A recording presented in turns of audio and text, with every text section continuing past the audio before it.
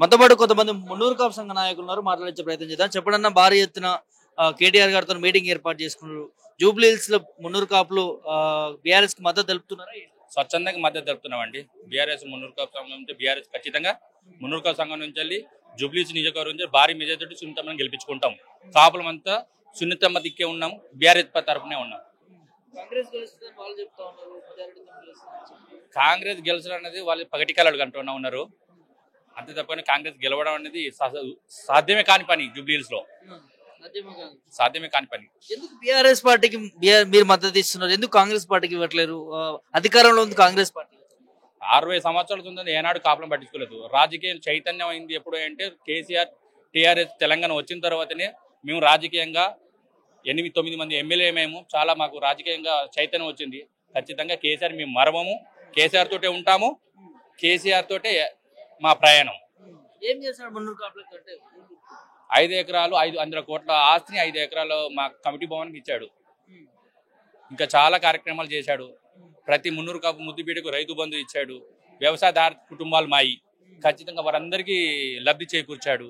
రైతు బీమా అయితేనేమి, రైతు బంధువు అయితేనేమి, దీనిలో ఎక్కువ లబ్ధిదారులు మేమే కాపులం కాబట్టి మా రాష్ట్ర ప్రజలందరికీ, మా రైతు కుల సోదరులందరికీ, వ్యవసాయం చేసే ప్రతి కుల బంధువుకి లబ్ధి చేకూరింది. కాబట్టి మీకు ఖచ్చితంగా కేసీఆర్ అంటే ఉంటాం, కేసీఆర్ అంటే మా ప్రయాణం కూడా చేస్తున్నాడు అంటున్నాడు కదా. మేము రుణమాఫీ చేసినాం, రైతు రుణమాఫీ చేసినాను అనేది రేవంత్ రెడ్డి చెప్పాడు అనేది మాటలు చెప్తా ఉన్నాడు. మాటలు ఒక్కొక్క మాట ఏంటి, చాలా మాటలు చెప్పాడు. రైతు బంధు అన్నాడు, ఇచ్చాడా? రైతు రుణమాఫీ అన్నాడు, ఇచ్చాడా? అన్ని కండిషన్లు పెట్టి కైకి అంతా చేస్తా ఉన్నాడు రేవంత్ రెడ్డి. మాయా మాటలు, మాయా ఆటలు చేస్తా ఉన్నాడు. తప్పనిసరిగా జూబ్లీహిల్స్ కాన్స్టిట్యూషన్ లో బీఆర్ఎస్ ఘన విజయం సాధించబోతుంది. రేవంత్ రెడ్డికి చెంపదెబ్బలాగా ఉంటుంది. అట్లాగే కాంగ్రెస్ కి బుద్ధి చెప్తాం, తప్పనిసరి బుద్ధి చెప్తాం. నవనియాది ఈ గుండాయిజం రౌడీజాలని ప్రోత్సహించకుండా ఎలా అయితే అనగదొక్కారో కేసీఆర్ గారు, మళ్ళీ అలాంటి రాజకీయం చేయాలనుకున్న ఈ రౌడీజాన్ని మళ్ళీ పెంచి పోషించాలనుకున్న కాంగ్రెస్ కి ఖచ్చితంగా బీఆర్ఎస్ తరఫు నుంచి బుద్ధి చెప్తాం. వాళ్ళ తరఫున కాపులం మేము ఉంటాం. మున్నూరు కాపులం. నేను state vice president Munnuru Kapu సంఘం. నవీన్ యాదవ్ పైన కావాల్సిన బురద చల్లుతా ఉన్నారు, రౌడీ షీడర్ అని చెప్పి కొంత కాంగ్రెస్ నేతలు మాట్లాడుతున్నారు. నవీన్ యాదవ్ కూడా నిన్న మొన్న ఇంటర్వ్యూలో చూసాం, పేపర్ స్టేట్మెంట్ చూసాం. రౌడీజం నా వారసత్వం అని చెప్పాడు. ఇంకా పేజ్ పోషించేది ఏముంది? ఇంకా వేరే వాళ్ళు చెప్పేది ఐడెంటిఫై చేసేది ఏముంది? బ్యాండ్ ఓవర్ అయిన ఎవరు బ్యాండ్ ఓవర్ అయ్యారు? ఎక్కడి నుంచి? కాంగ్రెస్ వాళ్ళు బ్యాండ్ ఓవర్ అయినా, టీఆర్ఎస్ వాళ్ళు బ్యాండ్ ఓవర్ అయ్యారా? ఇంకా మళ్ళీ రౌడీజం లేదు, గుండాయిజం లేదు, పోషిస్తారు, నిందలేస్తారని చెప్పడానికి ఏముంది? బయటపడుతుంది కదా. బ్యాండ్ ఓవర్ని ఎవరు చేశారు? ఎంతమంది చేశారు బ్యాండ్ ఓవర్ని? 18 నుంచి 20 మంది బ్యాండ్ ఓవర్ చేశారు. ఎవరిని చేశారు? దాని అనుచరులు చేశారు, దాని ఇంట కుటుంబాలను ఉన్న వాళ్ళని చేశారు, వాళ్ళ నాన్నని చేశారు. ఇది జారదా జనాలకు తెలియడానికి? రౌడీ షీటర్ కాదు, ప్రూవ్ చేస్తే హైదరాబాద్ వదిలి వెళ్ళిపోతా అంటున్నాడు.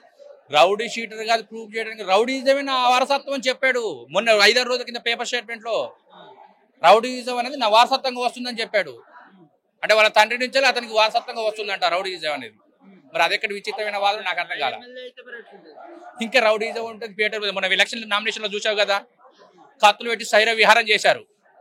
ఆ విధంగానే ఉంటది రేవంత్ రెడ్డి పాలన. ఏ విధంగా ఉన్నదో ఈయన గెలిస్తే ఆ విధంగా ఉంటది. ఆయన ఇస్కో అంటే డిస్కో అనే రకం. ఏతులేని ఉన్నాయా రేవంత్ రెడ్డి అంటే ఇంటికాడ ఇంకొని ఉన్నాయని చెప్తాడు రేవంత్ రెడ్డి. ముఖ్యమంత్రి పాలన ఆ విధంగా ఉంది. ఎమ్మెల్యే ఇప్పుడు ఆల్రెడీ సెలెక్షన్ చేసిన ఎమ్మెల్సీ ఇప్పుడు పోటీ చేసిన నవీన్ యాదవ్ పరిస్థితి కూడా అలాగే ఉంది. నమ్మడానికి జూబ్లీహిల్స్ ప్రజలు అంత పిచ్చి వాళ్ళు కాదు. అందరూ చదివికల వాళ్ళు, అందరూ తగిన సమయం వచ్చినప్పుడు బుద్ధి చెప్పడానికి రెడీగా ఉన్నారు.